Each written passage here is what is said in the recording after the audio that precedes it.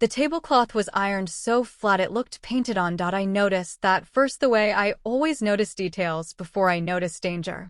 My mother had set 12 places at the long oak table in her house on Birchwood Drive, the same house where I grew up in Westerville, Ohio, the same house where I had learned, somewhere around age 9, that love in this family came with conditions attached. The candles were lit. The wine was open. My brother's kids were already chasing each other through the living room, and nobody told them to stop. Lily sat beside me in her yellow dress with the white buttons. She had asked 3 times on the drive over whether Grandma Elaine had made chocolate cake. I had said maybe, which was the most honest thing I could offer. She held my hand when we walked through the door, which she only does when she is nervous. She is 6. She should not be nervous at her grandmother's house. Dinner passed the way it always passed. My mother performed. She refilled glasses before they were empty and laughed at her own observations and steered conversation the way a conductor steers an orchestra toward herself. My sister-in-law complimented the roast. My brother made a joke about the wine. My father sat at the far end and ate quietly, the way he had done for 40 years. Lily ate everything on her plate. She used her napkin. She said please and thank you without being reminded. After dinner, I turned to her and asked if she wanted cake. Her whole face changed. The kind of light that only 6-year-olds can produce, instant, total, unguarded. Yes, please, she said. My mother had just lifted her wine glass. She set it down slowly, the way a person sets something down when they have decided something, and she leaned back in her chair, and she smiled. Premium desserts, she said, loud enough for the whole table to hear, are for premium grandchildren. The laughter that followed was not surprised. That was the part that stayed with me afterward. No one flinched. No one looked uncomfortable. My brother smiled into his glass. My sister exhaled through her nose and looked at the ceiling the way she does when she is pretending something did not happen. My father found something to examine on his fork. My mother looked at Lily. Lily looked at the table. What Elaine did not know, sitting back in that chair with her wine and her iron tablecloth and her casual cruelty worn like a second skin, was that I had spent the last 6 weeks quietly documenting everything. I am 36 years old. I am a licensed CPA with a firm in Columbus, and I have been doing forensic accounting work long enough to know that the truth almost always lives inside a spreadsheet, if you know how to read one. My father's name was Robert, and he worked 31 years as a machinist before the factory in Worthington closed in 2009. He died of a cardiac event on a February morning in 2019, the kind of cold Tuesday that makes everything feel gray even before you get the news. He left behind a modest estate, his house, a savings account with $112,000, and his pocket watch. A Bulova, gold-toned, with a small crack in the crystal that he never had repaired because he said a perfect thing with a small flaw and it was more honest than a perfect thing without one. He left the watch to me. I keep it on the nightstand beside my bed. I did not go to my father's house the summer he was sick because Elaine told me he wanted quiet, that he was resting, that visitors tired him. She said it gently, the way she says things she needs you to believe. I called instead. He always sounded happy to hear from me, but tired, and I told myself that was enough. 2 months after he died, a neighbor, Pat Holloway, who had lived next door for 22 years, sent me a card. Inside it she wrote that she had been sorry not to see me more that last summer. She wrote that she had knocked on the door several times and been told my father was not receiving visitors. Then she added, in her small, careful handwriting, that she was sure I had tried. I read that card 4 times. I filed it inside a folder I keep for things I do not yet know what to do with. I gave up a job offer from a firm in Chicago in 2021 because it would have meant moving Lily away from the school she loved, the neighborhood she knew, the carefully constructed ordinary life I had worked to give her since her father left when she was 18 months old. I had built what we had by myself. 2 bedrooms in Clintonville. A car that starts every morning. Health insurance. A savings account I do not touch. What I gave up willingly. What I did not give up was my ability to read a balance sheet and notice when something does not reconcile. There was a time when my mother was the person I called first. I am aware that sounds impossible now, but before Lily, and before the slow accumulation of small things that I kept filing away, Elaine was the kind of mother who showed up. She drove 2 hours in a snowstorm for my college graduation. She sat with me in the hospital the night I was diagnosed with thyroid problems at 27, not saying much, just being there, which was the thing I needed.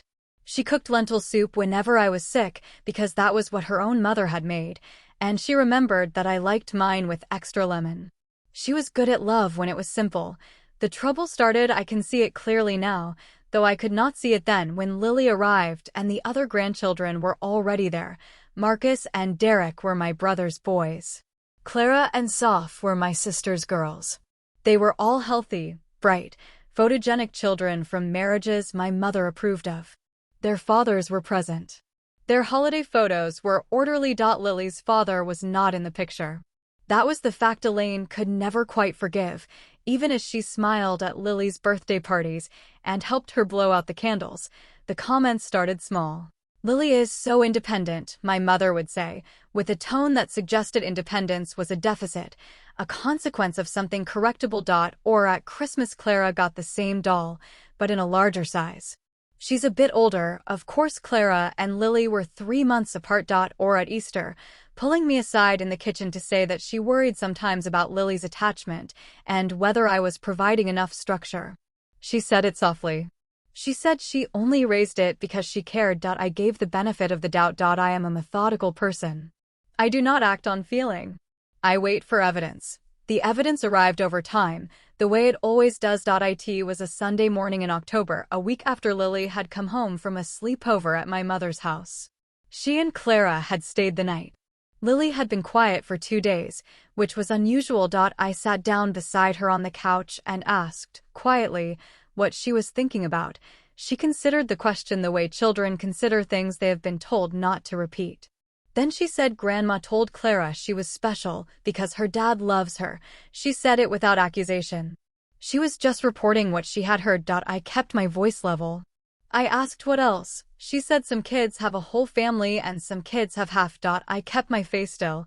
That same afternoon I was at my mother's house to pick up a sweater Lily had left behind. My mother was on the phone in the kitchen, not yet aware I had come in through the back. I heard her say, with the specific confidence of a woman who believes she is unobserved, "I just think there are certain things those children have that Lily simply never will, through no fault of her own, of course. The circumstances are different." I heard the phrase on the other end, indistinct. "Because the father situation is what it is," my mother continued. "I love her, of course. But you can't pretend all the grandchildren are equal when they're not. It would be dishonest." I picked up the sweater from the hook by the door. I drove home. I kept my hands at 10 and 2 on the steering wheel the entire way.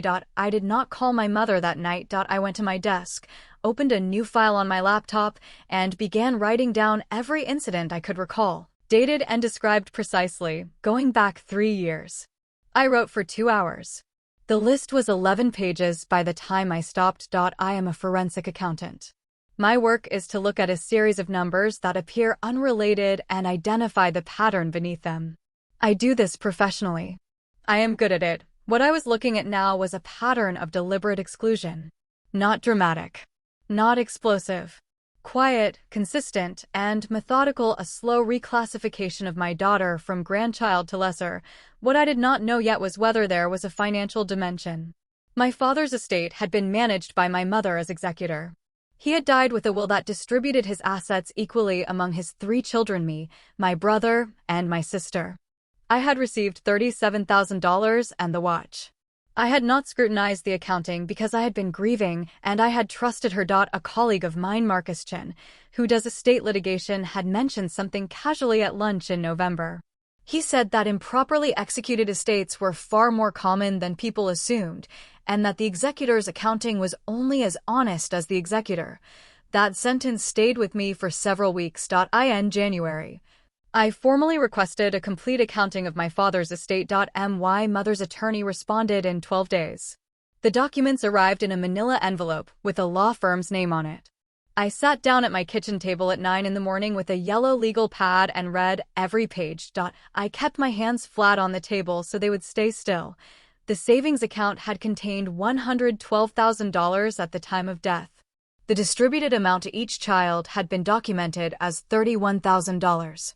That was $93,000 distributed total, which would leave $19,000 in legitimate executor fees and administrative costs plausible, but high.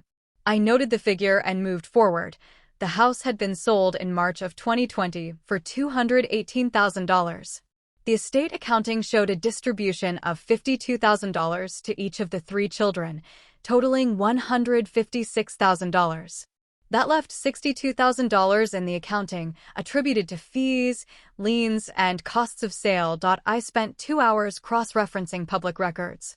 The actual closing costs on the property were documented at $9,400. There were no liens on the property at the time of sale. The discrepancy was $52,600. I turned the page very slowly and read to the end. I did not call my mother. I called Marcus. We met at his office on High Street on a Thursday morning, and I laid the documents on his conference table and walked him through my analysis. He asked 3 clarifying questions. He looked at the numbers the same way I had. Then he set his pen down and said he thought I had enough to request a formal judicial accounting. I asked how long it would take. He said these things move slowly. 6 to 8 months, conservatively. I said that was fine. I want to be direct with you here, because this is the part of the story that actually matters. If someone close to you has died and you did not receive a detailed accounting of the estate, request 1. In Ohio, any beneficiary has the right to a formal accounting from the executor. You are allowed to hire your own accountant to review it. You are allowed to ask for documentation of every transaction. These rights exist because estates are managed by humans, and humans are not always careful, and sometimes they are not careful on purpose. Request the accounting. Read every line. I spent the next 4 months building a file with Marcus. I organized the documents into a binder, tabbed by category. I made copies of everything and kept the originals in my office safe. I did not tell my brother or my sister. I did not change anything in my behavior toward my mother. I brought Lily to Sunday dinners. I ate the roast. I complimented the tablecloth. I waited. The weeks before the confrontation were the quietest of my adult life. I woke at 6 every morning and made coffee and stood at my kitchen window looking at the backyard while Lily slept. October had gone gold. The leaves on the maple came down slowly. Lily had made a picture at school of what our house looked like from outside, and she had taped it to the refrigerator, and it was still there, slightly crooked. I made her oatmeal with blueberries every morning. We talked about her teacher, about a book she was reading, about whether dogs dream. She asked me once, while eating her oatmeal, whether Grandma Elaine liked her. I set my coffee cup down carefully. I thought about what to say. Some people, I told her, express love very badly. That doesn't mean the people they love poorly have done anything wrong. Lily considered this. Does it mean they're bad at feelings? She asked. Something like that, I said. She went back to her oatmeal. My mother, in those same weeks, was operating entirely normally. She called on Sundays. She mentioned plans for Thanksgiving. She sent a card for Lily's birthday with $25 in it, the same amount she had sent for 3 years running, while I knew from the accounting that she had sent Marcus and Derek $75 each for theirs. She did not know the binder existed. She did not know Marcus Chin had filed a petition. She did not know that in 11 days there would be a meeting. The meeting was scheduled for a Saturday morning in November. Marcus had advised against doing it at my mother's house. We met instead at my brother's house, because my brother had been a beneficiary too, and because I had finally shown him the numbers 10 days before.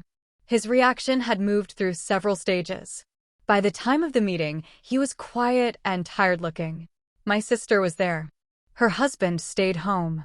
My mother arrived expecting, I think, some kind of family mediation. She sat down at the kitchen table and folded her hands and gave me the look she always uses when she believes she is about to manage something. I put the binder on the table. I did not raise my voice. I walked through it the way I walk through any forensic review, document by document, number by number, discrepancy by discrepancy. I explained the closing cost records. I showed the property lien search. I laid out the gap between what the estate received and what the beneficiaries were given. The number I read aloud was $52,600. I said it plainly.